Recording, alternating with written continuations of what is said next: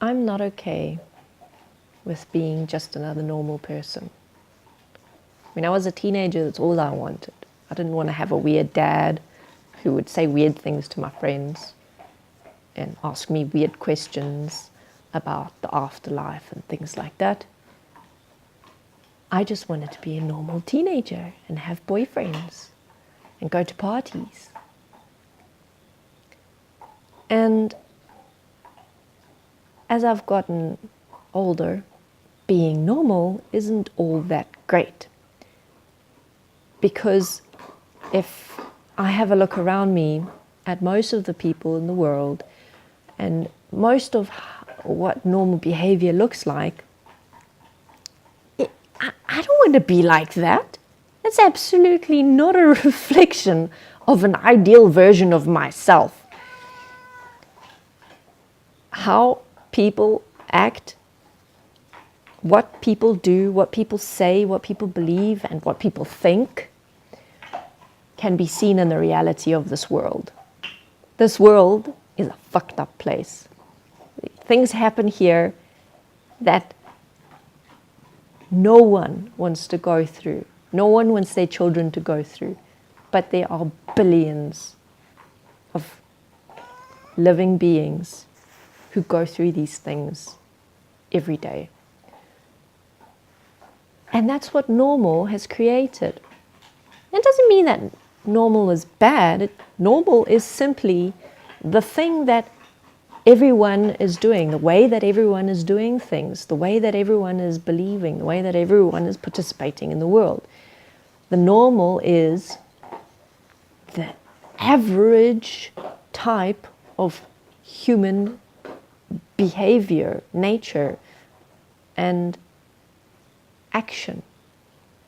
So no, I don't want to be normal. I'm not okay with being normal in the world the way that it is.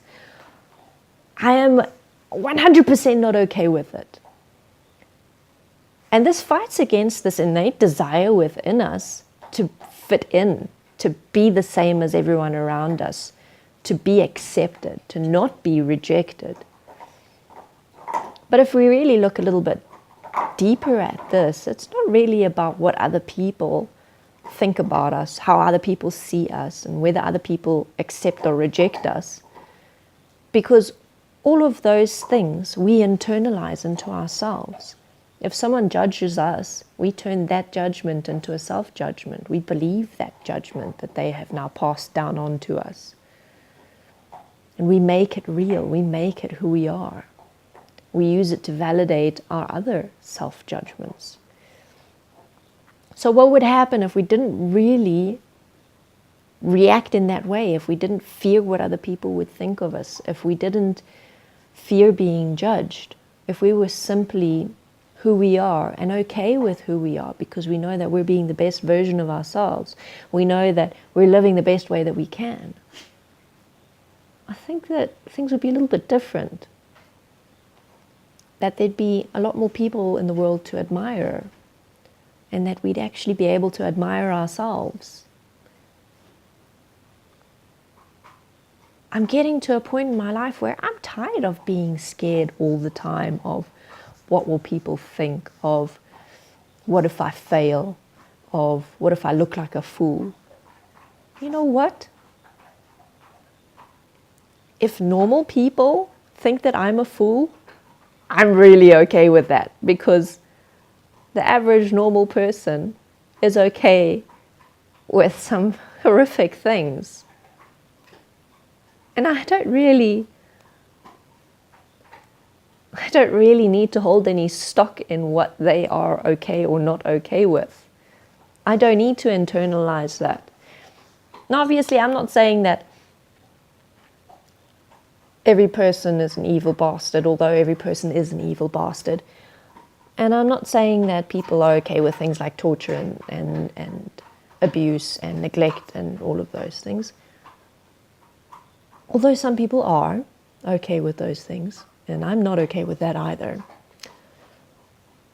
But every person does have a process to walk. And it's up to each of us to determine how we're going to live and what we're going to create with ourselves and in our lives. And my goal is to show people that, you know what, we can create something different and we can create something better. And we don't have to do anything magical. We don't have to do anything enormous or large scale. We don't have to be superheroes.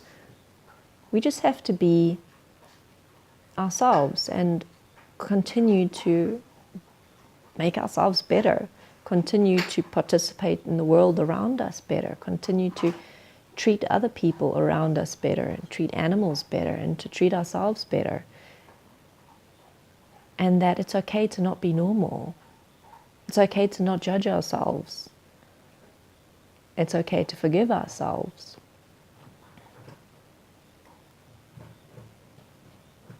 Be a better person in your life and in your community and with your friends and with your family and with your animals and with all of those parts of your life that you can touch.